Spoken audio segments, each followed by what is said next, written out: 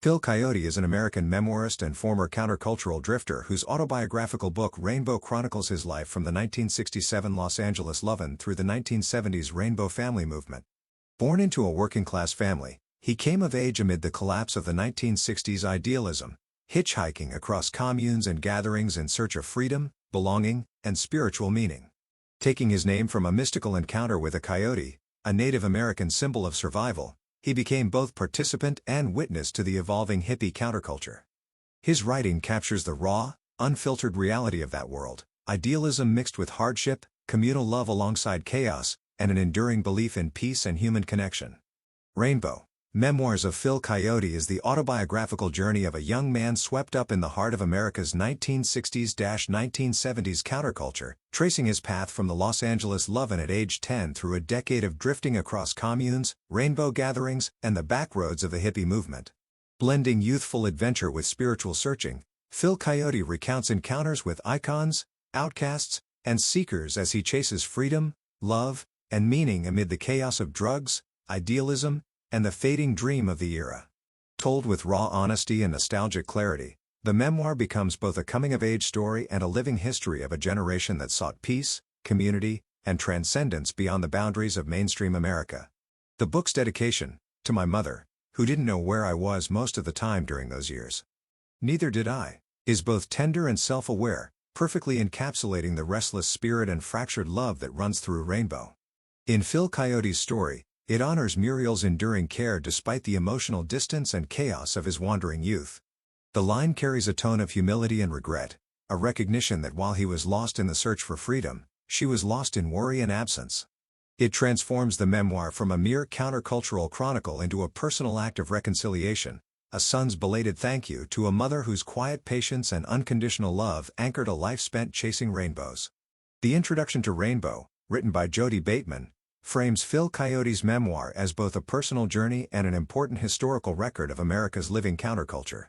Bateman explains that the book traces Phil's experiences from age 10 at the 1967 Los Angeles Lovin' through his early 20s, capturing the spirit of the hippie movement and the rise of the Rainbow family of living light. The introduction argues that, contrary to mainstream belief, the counterculture did not die in the early 1970s. It merely left the spotlight and continued to thrive in communes, rainbow gatherings, and alternative communities sustained by word of mouth rather than media attention. Bateman praises Phil's story as a grassroots memoir of survival and continuity, offering an insider's view of how ideals of peace, freedom, and communal living persisted among working-class wanderers long after the summer of love faded from public view. In the preface of Rainbow, Phil Coyote reflects on why he chose to write his life story decades after living it, framing the memoir as both confession and preservation. He explains that his years on the road during the 1960s and 70s were chaotic, beautiful, and transformative, filled with mistakes, revelations, and people who shaped him. Writing the book, he says, was a way to honor those memories and the friends who didn't survive, while making sense of a time when idealism collided with harsh reality. The tone is humble and reflective. Coyote doesn't romanticize his past but seeks to tell it truthfully, as someone who lived through both the light and the darkness of the counterculture. The preface sets the emotional stage for the memoir, suggesting that Rainbow is not just nostalgia, but an honest reckoning with youth, loss, and the enduring search for meaning. Chapter 1. First hits traces Phil's very first encounters with hippie culture as a near 10-year-old in 1967 Los Angeles, ushered in by his sister Olivia and her husband Bill. Their apartment, psychedelic posters, incense, bead curtains, mirrors the scene they take him to. Griffith Park love ends with blaring rock bands, wine and joints passed in the grass, frisbees arcing through the air, and flamboyant regulars like Caesar in red ballet tights. It's a sensory baptism into the counterculture's music, drugs, and communal vibes, setting the tone for the road-bound life that follows. Chapter 2. Caravan to Congress follows Phil from Oregon's Rainbow Farm and Eugene's Rainbow House, where he meets Garrick Beck and the scene's charismatic catalyst, Barry Plunker Adams, into the inner circle planning the first mass rainbow gathering. Plunker, showman preacher with his homemade plunker, rallies a blue bus caravan to spread invitations, promising a cosmic conclave of 144,000 near Aspen and even a stop at the U.S. Congress, dubbing the narrator Phil Youth to speak for runaway miners. The chapter paints the roadcast. Hawkeye, Byron, Barefoot Bob, Doc, visits communes like Love Israel's in Seattle, and makes a spiritual detour to the Hopi, before the odyssey ends abruptly in Arkansas when cops board the bus and arrest the underage narrator, cutting short his imagined testimony to Congress. Chapter 3, Fallen Angels recounts Phil's unnerving brush with the Manson family after he slips back to Los Angeles. Curious and naive, he spends several weeks around followers like Squeaky Fromm, who preach the soul rules and treat Charles Manson as a messianic father. He's shown a handwritten Book of the Dead outlining a last-run plan, sees swastikas and X marks tied to members' names, and is roped into a courthouse stunt to demand "We want our father back." Given Manson's poetry and the family's album Lie, Phil brings them home, only for his mother to forbid further contact. Returning anyway, he gradually recognizes the cultish brainwashing and latent menace, encapsulated in chilling stares and choreographed obedience. The chapter marks a loss of innocence, a glimpse of the era's darkness beneath the hippie veneer and Phil's dawning instinct for self-preservation. Chapter 4, Wheeler's Ranch drops Phil into a sprawling, anarchic hippie enclave in the Sonoma Coast Hills, where landowner Bill Wheeler had deeded the land to God so anyone could live there. Life is primitive, frames and shacks, wood stoves and kerosene lamps, but easy: garden food, government commodities, endless coffee, tobacco, pot, acid, and quick friendships. Phil takes the name Poet, moves in with guitar Rick, and falls hard for Linda while meeting stark characters: Maverick, a feral dog-hunting survivalist, Alabama and her drug-using 11-year-old, the generous grower O.B., and the grimy jittery Dirty Dan with serene Vicky. A secretive sect called Oak Grove unnerves the ranch until Wheeler violently expels them at a mass meeting on Hoffy's Hill, amid rumors of a blood sacrifice. There's also a legendary group dose of Mellow Jello, an ultra-long, blissy high, and a sunrise scene where men file past to kiss Vicky before heading home.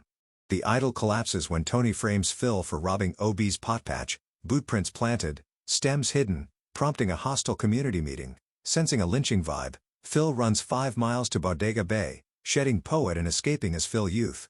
Chapter 5, The Rainbow Gathering follows the birth of the first National Rainbow Gathering, Colorado, 1972, from the inside. In Denver, Phil helps shape the Rainbow Oracle Handbook, adding the Zuni sun sign map with 12 gates and coining "You are your own guru," while Barry Plunker Adams courts cultural figures like Allen Ginsberg and allies like Garrick Beck, who arrives with the mystique-laden Rainbow Stone, ultimately deemed your stone, not the Hopis.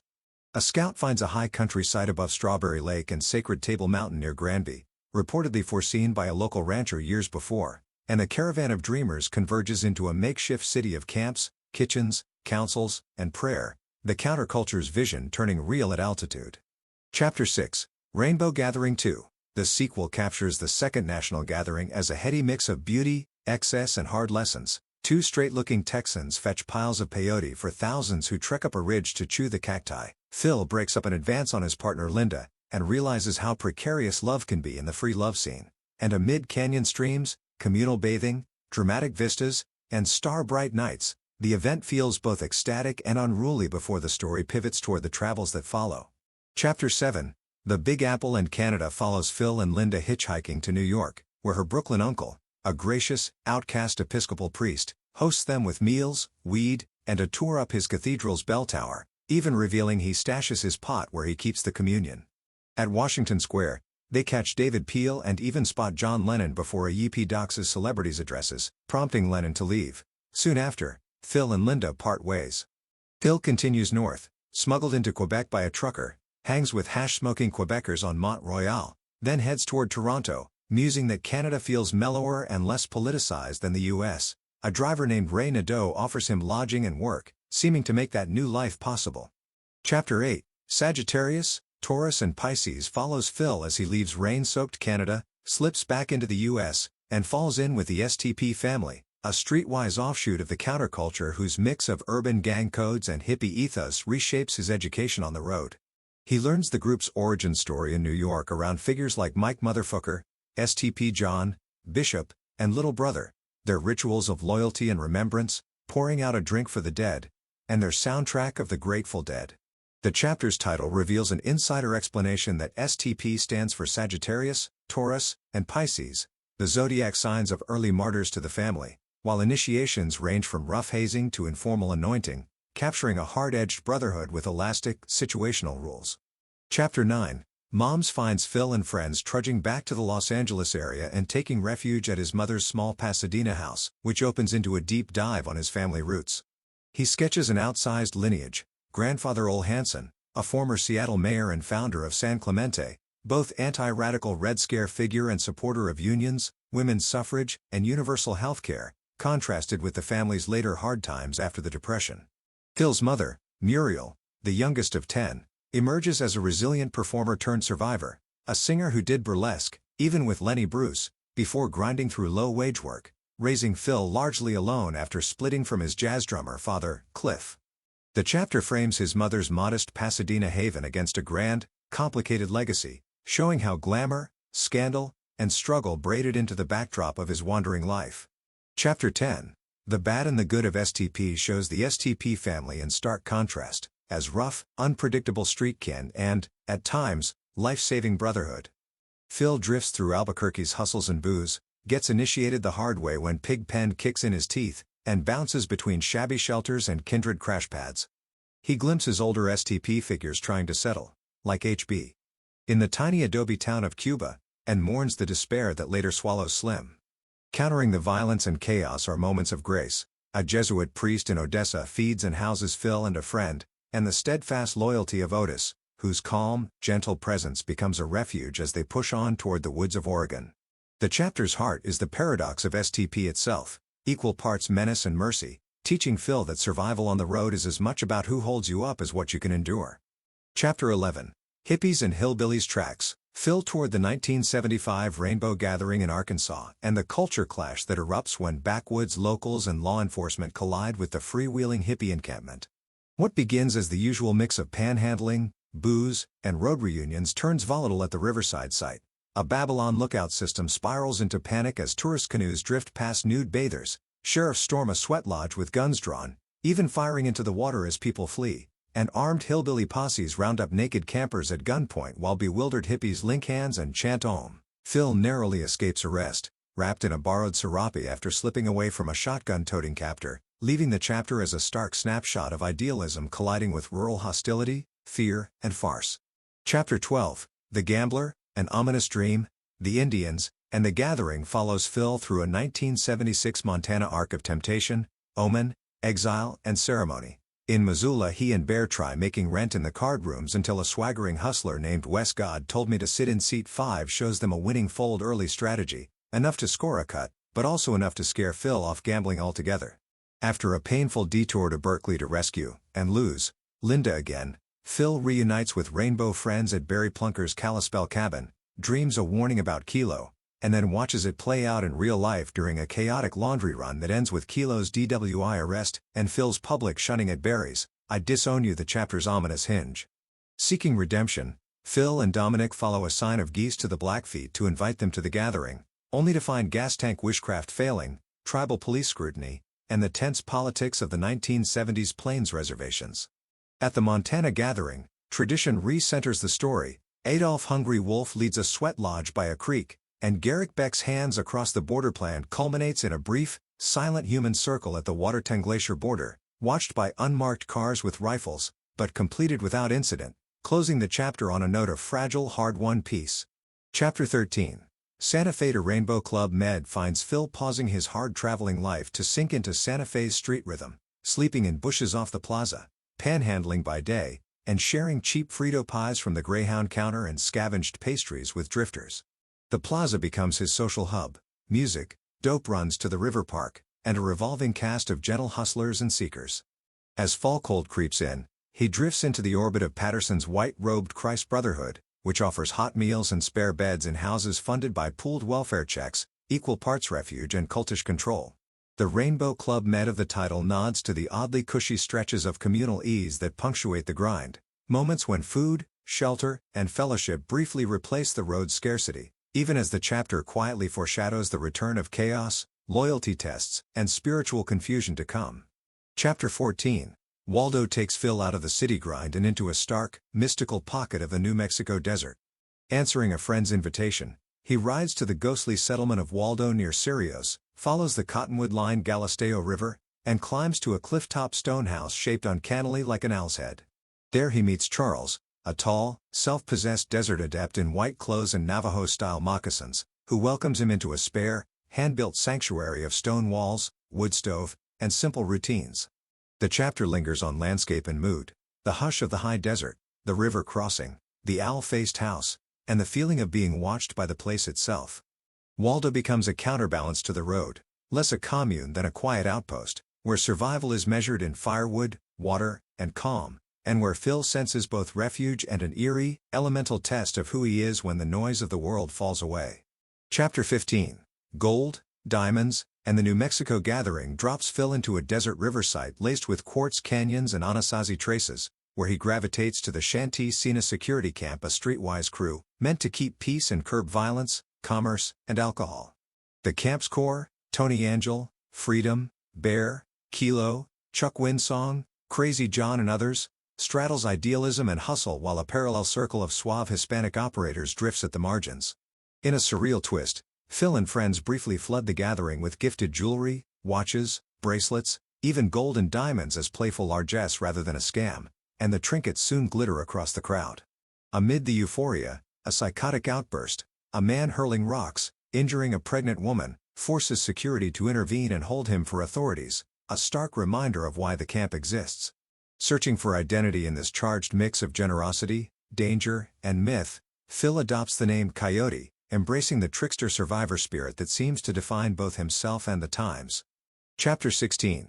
Cardinal on a Mission pairs Phil with the enigmatic Santiago Lucero, a self-declared Roman Catholic cardinal on a quixotic crusade carrying church microfilm to a bishop's convention. What follows is a string of surreal road episodes. A spaced-out driver named Jay takes them hundreds of miles the wrong way. The trio abruptly pivots and speeds toward Florida with Jay bankrolling gas, food and motels, and later, Phil, Santiago, and a woman called Little Wolf are busted sitting in a stolen Ford Granada. In the station, Santiago calmly explains his mission, offers high-level references, and treats the microfilm like sacred evidence, after which the grand theft charges evaporate and they're released.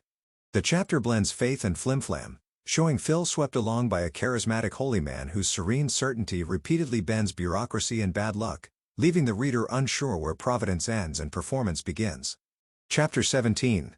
Drunken Dinosaurs, Bedlam in Bisbee, and Life with the Cardinal traces a come-down and reckoning arc. Phil drifts back to Berkeley, reunites with a burned-out Tom Rush, and the two recognize the street scene's extinction, drunken street dinosaurs staggering through a dead era. Seeking quieter ground, Phil heads to Bisbee, Arizona, where a barroom blow-up erupts after Mario's crude provocation of a local woman. Phil and his friend Jimmer physically halt the enraged crowd at the doorway, preventing a beating, while the Guatemalan pranksters retreat under a hail of rocks. When winter approaches, Phil returns to Waldo, New Mexico, and finds Santiago Lucero installed at Charles's stone house.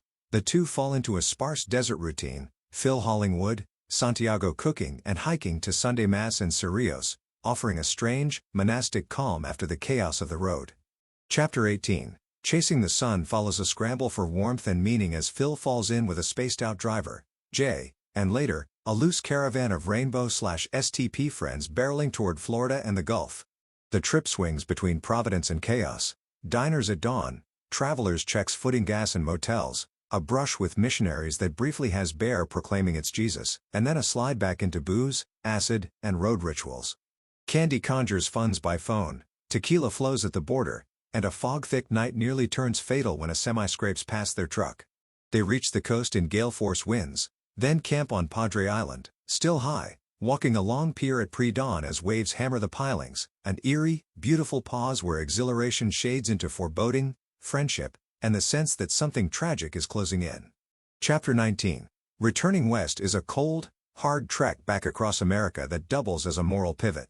Phil hitchhikes through sub-zero weather, buoyed by small graces, a mountain homesteader's fried chicken hospitality, a stranger's $20 to keep him from freezing, before landing in Portland and reuniting with STP legend Duffy. A drunken night turns into a blood bond initiation, then a fateful ask that smells like crime. For the first time, Phil draws a bright line. He refuses to go, choosing distance from the family's darker gravity. The chapter mixes road mercy with menace, marking a quiet turn from raw survivalism towards self-preservation. Chapter 20, Love Illusions, The Oregon Gathering, and Beyond follows Phil into the huge 1978 Oregon Rainbow Gathering, where a climber's death casts a shadow over the scene even as figures like Baba Ram Dass, serenely accepting impermanence, and Wavy Gravy, ever present, plunker in hand, circulate through the crowds. Phil's romance with Paula unravels, his jealous suspicion, her innocent absence, his impulsive fling, and her devastated departure, exposing the gap between free love ideals and real heartbreak. Afterward he boards a hippie bus with old friends, only to bail when a stolen credit card leads to a police takedown. Choosing the road alone again, he heads north toward back to the land country in Washington, closing the chapter with a quieter, chastened drift beyond shattered illusions. Chapter 21. Caravan to Nowhere is the elegy of the memoir, a last, ragged push south with a small caravan of rainbow/STP friends, broke, tripping, and running on ritual more than purpose, until they reach the Mexican border and Phil simply refuses to cross. In that quiet no, the long road life ends, he watches companions step into a future he won't follow, a choice soon underscored by tragedy, friends dead within months, and the unraveling of the old brotherhood. The chapter reads like a slow exhale after years of motion, wind, fog, acid, and improvised loyalty giving way to a sober acceptance that the dream has run out of road, and that survival now means stepping off the caravan. Aftermath is a roll call of fates that closes the circle on Phil's wandering years. Many central figures are gone. Dominic eventually dies. Tony Angel succumbs in 1983, from cancer, perhaps worsened by Agent Orange and alcohol. Freedom dies of cancer. Otis and Crazy John also pass, and Michael Bear, Kilo, and others are long dead. Some simply vanish, like the legendary precursor Mike Motherfucker, while others drift into prison, obscurity, or quiet domesticity. The Rainbow Security Camp is abolished, only for an alcoholic camp to take its place, signaling a shift from idealistic self-policing to tolerated dysfunction. The STP family survives in attenuated form, older and mostly settled, meeting at occasional reunions. A few stories end darkly: Jerome shot by Otis after a rape, Ira and his wife killed in a steam bath explosion, Patterson jailed for sex with a minor, Linda lost to the streets of New York. A handful are redeemed or vindicated, for example, White Eagle. The section reads like a ledger of love and loss, an unsentimental reckoning with what the road gave and what it cost. In Loving Memory is a closing tribute to friends from the Rainbow and STP circles, plus unaffiliated wanderers, who didn't make it into the narrative but shaped the era. Phil lists them by name and affiliation, for example, Adam, Mike Two Beards, Kenny Red Port of STP, Gypsy Jake, I Am, Two Feathers, Richard Eagle Feather, Faith, Shiva Das, Bobby Lee of Rainbow, and independents like Sleeping Bags, Bob, Al, Three Feathers, Little John, Heinz Little Eagle, Joe, then blesses them with a simple benediction: may they all rest in peace. The full text of Phil Coyote's book Rainbow is freely available from archive.org.